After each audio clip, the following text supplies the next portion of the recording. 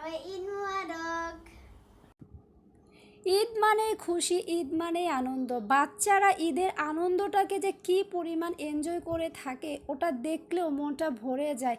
হে everyone, আসসালামু আলাইকুম। কি অবস্থা সবার, কেমন আছে সবার, ঈদ কেমন কাটলো কমেন্টসে কিন্তু জানিয়ে যাবা। আলহামদুলিল্লাহ আমি অনেক বেশি ভালো আছি, আমারও ঈদ আলহামদুলিল্লাহ ভালো কেটেছে। সবাইকে ঈদের অনেক অনেক শুভেচ্ছা। ঈদ মোবারক, ঈদ মোবারক, ঈদ মোবারক। সকালবেলা আইরামণি ঘুম থেকে উঠে গিয়েছে। আয়রামণি গোসল করে রেডি হয়ে নিয়েছে, তার খালামণির দেওয়া ড্রেসটা পরে ঈদের সকালটা শুরু করে দিল। এরপর হচ্ছে টিভি ছেড়ে ঈদের গান দিয়ে এই যে নাচানাচি সে শুরু করে দিল, তার এক্সপ্রেশন দেখে বুঝতে পেরে গিয়েছিলেন। আমিও খুব ভোরে ঘুম থেকে উঠে যাই ঈদের দিন। আমার কাছে মনে হয় টাইম যত চলে যায় তত আমার ঈদটা তাড়াতাড়ি শেষ হয়ে যাচ্ছে, এরকম মনে হয়। যদি টাইমটা ধরে রাখা যেত তাহলে কতই না ভালো হতো, ঈদের দিনটা আরেকটু বেশি পেতাম। এরকম কেন জানি আমার মনে হয়। তাই তো আমি খুবই সকালবেলা ঘুম থেকে উঠে গোসল টোসল করে একদম ফ্রেশ রেডি টেডি হয়ে যাই, একদম সুন্দর করে একটা ড্রেস পরে আমি ঈদের সকালটা শুরু করে দেই। গাইস আমিও বের হয়ে গিয়েছি, আমাদের বাসায় যাব।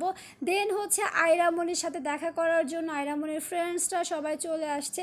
এরা হচ্ছে সব আমার ভাইয়ের ছেলে মেয়ে, ওরা আমাদের বাসায় এসেছে আয়রামণির সাথে দেখা করার জন্য। আয়রামণির কাজিন প্লাস আয়রামণির ফ্রেন্ড।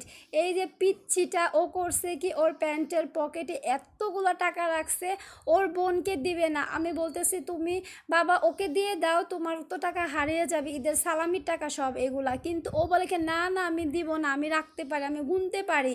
মানে কি পরিমাণ ট্যাক না, একটু চিন্তা করা যেতে পারে। ওর বোনকে দিবে না, যদি ওর বোন ওর কাছ থেকে নিয়ে যায় টাকাগুলা তাহলে কি হবে।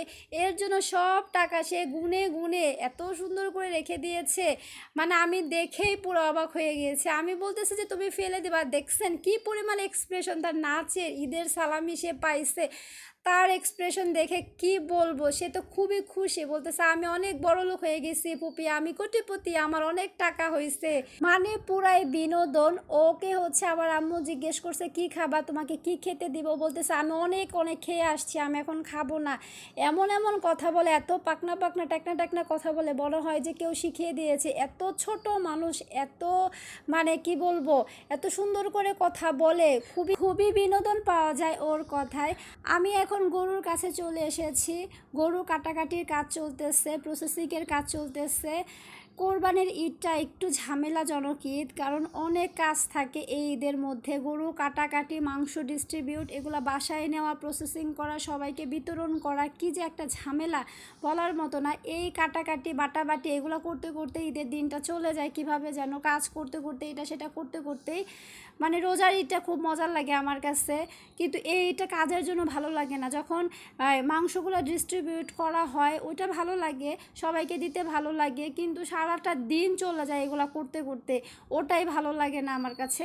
তো বাসায় চলে এসেছি, আমাদেরকে এক একজনকে এক এক কাজ দিয়েছে। আমার ছোট ভাই ও হচ্ছে যে মাপামাপি করতেছে, এগুলো হচ্ছে প্যাকেটিং করে দিতেছে ও। আমার কাজ হচ্ছে এগুলো হচ্ছে আশেপাশে সবাইকে বিতরণ করা।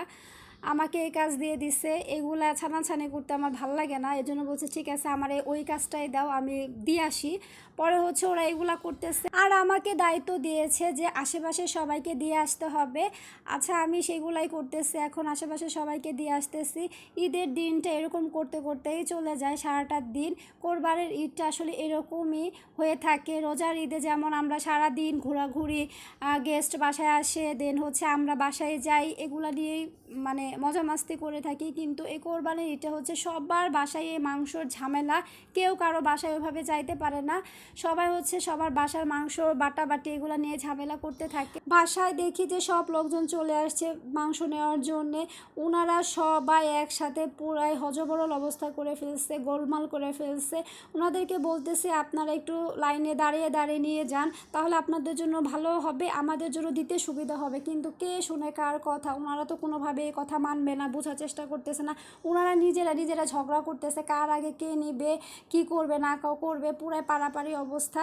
ওনারা করতেছে কি যে একজন নিতেছে আবার মুখ ঢেকে উনি আবার নিয়ে যাইতেছে, এরকম করতেছে। ওনারাই নিজেরা ঝগড়া করতেছে যে আপনি না নিয়ে গেলেন আবার কেন আসছেন, এরকম অবস্থা, পুরাই বিশ্রী অবস্থা। ওনাদেরকে বারবার বলতেছে যে আপনাদেরকেই দেওয়া হবে, এগুলো আপনাদের জন্য রাখা হয়েছে, বলাই তো হয়েছে 3টা ভাগ করার জন্য, একটা নিজের, একটা গরিবের, একটা আত্মীয়র। যে ভাগটা আপনাদের ওইটা আপনাদের হক, আপনাদের হবে। আপনারা একটু সিরিয়াল মেনটেন করে দাঁড়ান, সবাই পাবেন, কেউ না পেয়ে ফেরত যাবেন না। কিন্তু ওনারা কোনোভাবে জিনিসটা বুঝতেছে না, নিজেরা নিজেদের মধ্যে মারামারি করতেছে, ঝগড়া করতেছে। আমরা আমাদের সাধ্য অনুযায়ী যতটুকু সম্ভব সবাইকে দেওয়ার চেষ্টা করতেছি।